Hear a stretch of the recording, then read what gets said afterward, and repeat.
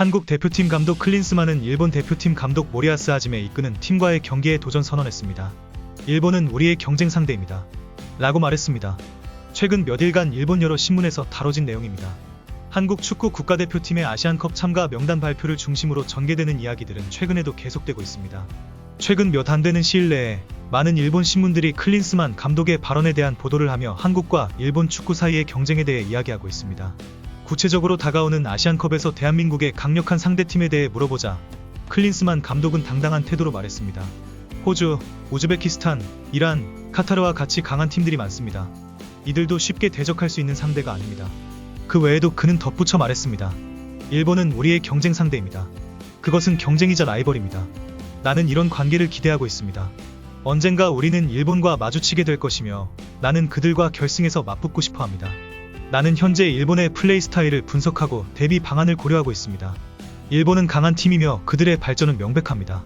그런 내용들이 밖으로 퍼졌을 때 일본 언론 및 팬들의 주목을 받았습니다. 클린스만 감독의 도전 발언에 대한 반응으로 많은 일본 팬들이 매우 흥미롭게 여기며 한국 대표팀의 이러한 결의적인 정신을 기대하고 있습니다. 일본의 야후 페이지에 이러한 의견이 나타날 때 오랜만에 이렇게 팽팽한 경기를 펼칠 수 있어서 기분이 좋습니다. 하지만 여기까지 오기까지 양팀 모두 험난한 상대들을 물리치고 승리를 거두어야 했습니다. 아시아는 결코 만만한 지역이 아닙니다. 클린스만 감독도 중동 특유의 성향의 어려움을 겪을 것입니다. 결승전에서 다시 만나기를 기대합니다. 일본은 이번 대결을 그리 원하지는 않았을 것이다.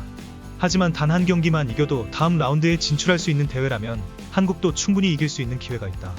물론 늘 그렇듯이 근거 없는 자신감으로 허탈한 결과로 끝날 수도 있다. 하지만 도전하는 정신이 중요하다. 최선을 다하자. 결과는 신만이 알 것이다. 한국 대표팀의 자랑스러운 S급 스타들이 모든 경기에 출전해 경기를 펼치기를 정말 기대하고 있습니다. 그리고 결승전에서 그들과 맞붙고 싶습니다. 그리고 클린스만 감독의 오만하고 자신감 넘치는 태도가 매도당하고 잊혀지는 미래가 올 것이라고 생각합니다. 이건 농담 반 진담으로 오랜만에 진짜 경기를 보고 싶어서입니다. 물론 일본 대표팀도 집중해서 진지하게 대회에 임하기를 바랍니다. 시작하기 전에 결승전 맞대결에 대해 너무 큰 소리를 내는 것은 좋지 않다고 생각합니다. 우선 한국은 일본에 앞서 이란을 이기지 못했습니다. 비록 강한 상대와 경기를 하지 않았지만 2차 예선에서 승리했습니다. 한국의 많은 기사에서 그들은 역사상 가장 강하다고 말하고 승리 후 기분이 좋습니다. 사우디아라비아와 카타르와의 경기에서 자만심으로 패배하지 않도록 주의해야 합니다. 한국과 일본의 경기는 항상 높은 수준의 대결로 양국의 자존심이 맞붙는 곳이다. 특히 지금 한국의 4대 천왕 흥민, 민재, 강인, 희찬과 일본의 4대 천왕 다키, 이타쿠라, 모리타, 소마 간의 경쟁이 뜨거워지고 있으며 그 긴장감은 이전보다 높아졌습니다. 만약 두 팀이 결승전에서 만난다면 양팀 모두 최선을 다해 멋진 경기를 펼치기를 바란다. 하지만 여전히 경시하다라는 표현으로 나타난 댓글들이 많이 있으며 한국 축구의 깊이를 의심하거나 한국 축구의 강점을 비웃는 내용들이 있습니다. 우선 일본은 우리의 라이벌입니다. 이것은 특별한 경기가 될 것입니다. 이것은 지금의 이야기이지 20년 전의 이야기가 아닙니다. 현재의 관계는 라이벌도 아니고 특별한 관계도 아닙니다. 일본 축구의 힘은 한국과 비교하여 차이가 점점 벌어지고 있으며 동등한 관계가 아닙니다. 아시아에서 가장 강한 팀은 일본이고 한국은 패자입니다. 다시 말해 한국 대표팀은 일본을 쫓아가는 상태입니다. 인정하기 싫어도 우리 위치를 정확히 인식해야 한다고 생각합니다. 우리 위치를 인식하지 못하고 대응책을 마련하지 못하면 앞으로 천년이 지나도 우리는 그저 추격자일 뿐입니다. 한국이 결승전에 진출하지 못할 것이라고 예상합니다. 한 달 안에 7경기를 치러야 하는 만큼 선수단의 뎁스가 중요하겠지만 김민재를 제외하면 한국의 수비와 골키퍼는 특별한 것이 없기 때문에 수비가 무너지면 언제든지 어려움을 겪을 수 있습니다. 이전에는 우리가 일본과 한국이 서로의 경쟁 상대라고 말할 수 있었지만 지금은 한국만이 일본을 경쟁 상대로 보고 있습니다. 그것이 나는 그들이 우리의 경쟁 상대가 아니라고 말하는 이유입니다. 그들은 일본만을 바라보지만 일본은 세계의 정상을 바라보고 있습니다. 멈춰주세요. 그들은 우리의 경쟁 상대도 뭐도 아닙니다. 일본은 아시아에서 이란과 호주만을 골치 아픈 상대로 여기고 있습니다. 최근에 한국은 일본에게 무엇을 이뤄냈나요? 그들은 그냥 일본에 대한 꿈을 꾸는 국가일 뿐이며 손흥민의 부재로 3-0으로 패배한 것뿐입니다. 이 나라는 월드컵에서 2패전 후에 자신을 세계 4강으로 찬양하는 것만이 있을 뿐입니다. 일본 언론은 이게 미래에 도움이 될 것이라고 생각합니까? 우리는 남미와 유럽 출전 국가들과 비교해야 합니다.